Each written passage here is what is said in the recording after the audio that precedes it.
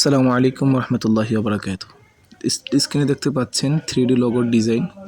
আপনারা চাইলে এরকম লোগো ডিজাইন করতে পারবেন। তো এখনই আমার চ্যানেলকে সাবস্ক্রাইব করে পাশে থাকুন।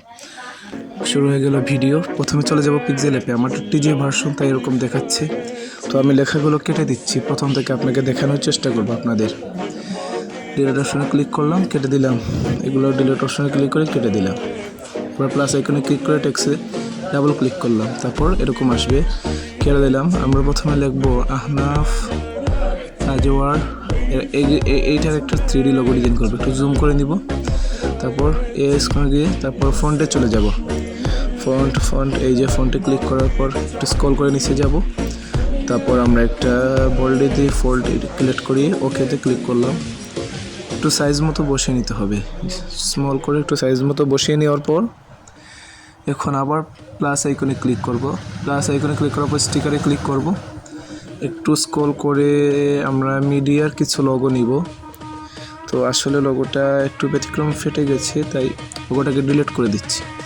আবার আমরা প্লাস আইকনে ক্লিক করে স্টিকারে ক্লিক করে লোগোটা ক্লিক করছি। লোগোটি নেওয়ার পরে একটু নিচে নিয়ে আসবো। তারপর একটু জুম করে বসিয়ে দিব নিচে। এখন আমরা চলে যাব মক্সে। মিডিলে ক্লিক করে মক্সে চলে যাব।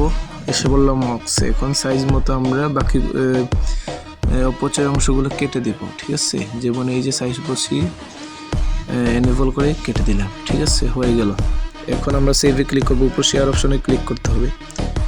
উপরে শেয়ার অপশন প্রথমে ট্রান্সলেট করে ব্যাকগ্রাউন্ড রিমুভ করতে হবে। তারপর শেয়ার অপশনে ক্লিক করে সেভ টু গ্যালারিতে ক্লিক করে দেবো। শেষ, চলে গেছে আমাদের গ্যালারিতে। এখন আমাদের চলে যেতে হবে, আপনার যে কোনো একটা ব্রাউজারে চলে যাবেন। আমি চলে যাব হচ্ছে ক্রোম ব্রাউজারে। চলে গেলাম ক্রোম ব্রাউজারে। এখানে লিখতে হবে photopea.com, PHOTO ফটো PEATIA.com। ঠিক আছে, photopea.com। তারপর সার্চ করতে হবে। সার্চ করার পরে একটু লোডিং নিচ্ছে, সার্চ করব, দেখিয়ে দিলাম সবাইকে। সার্চ করার পরে এরকম একটা ইন্টারফেস শো করবে। তো আমরা ওপেন কম্পিউটারে ক্লিক করব। আপলোড হোম কম্পিউটারে ক্লিক করব। একটু লোড নেবে। তারপর মিডিয়াতে বা গ্যালারিতে ক্লিক করে দেব। এখানে অনেক কিছু ইন্টারফেস শো করবে।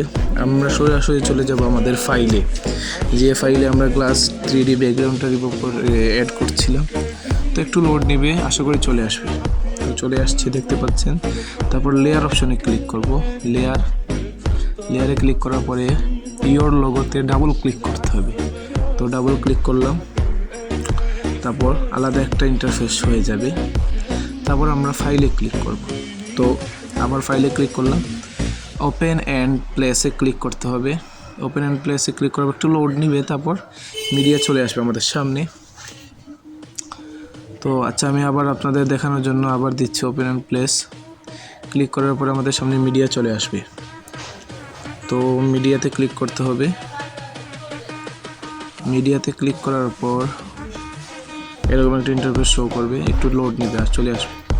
তো আমরা যে পিএনজিটা বানিয়েছিলাম ওইটা টাচ করব। পিএনজিটা এখানে শো করবে। তো আপলোড হয়ে গেল। এবার প্রথমে এটাকে সাইজ দিতে হবে, তাই আমি আনইউজেবল এখন করছি না, একটু পরে করবো। লোগোটাকে সাইজ দেখিয়ে দিই। ধরেন এরকম বসাইছি। এখন আবার লেয়ারে গিয়ে ওইটাকে হাইড করে দিলাম। শেষ, হয়ে গেছে। এখন ফাইলে ক্লিক করব। ফাইলে ক্লিক করার পর সেভ টু অবজেক্টে ক্লিক করার পর 3D লোগোতে আবার ক্লিক করব। ঠিক আছে, আমাদের লোগোটা তৈরি হয়ে গেল। ধন্যবাদ।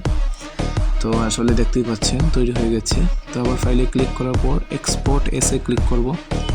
আপনার জেপিজি যে মডেল ওটা আমরা সিলেক্ট করব। জেপিজি মডেল সিলেক্ট করার পরে এরকম একটা ইন্টারফেস শো করবে। তারপর এটা যদি জুম না থাকে তাহলে জুম করে সেভ করে দিবেন। তারপর ডাউনলোড গ্যালারি মারবে। তো আপনাদের সামনে এরকম ডাউনলোডিং দেখাবে। তো ইন্টার হবে। আমি দেখিয়ে দিচ্ছি আপনাদের জুম করে। ভিডিওতে যদি ভালো লেগে থাকে অবশ্যই সাবস্ক্রাইব করবেন, লাইক করবেন, বেল আইকন অন করে রাখবেন। ইনশাআল্লাহ আগামীতে এরকম ভালো ভালো ভিডিও আপনাদের সামনে উপস্থিত করতে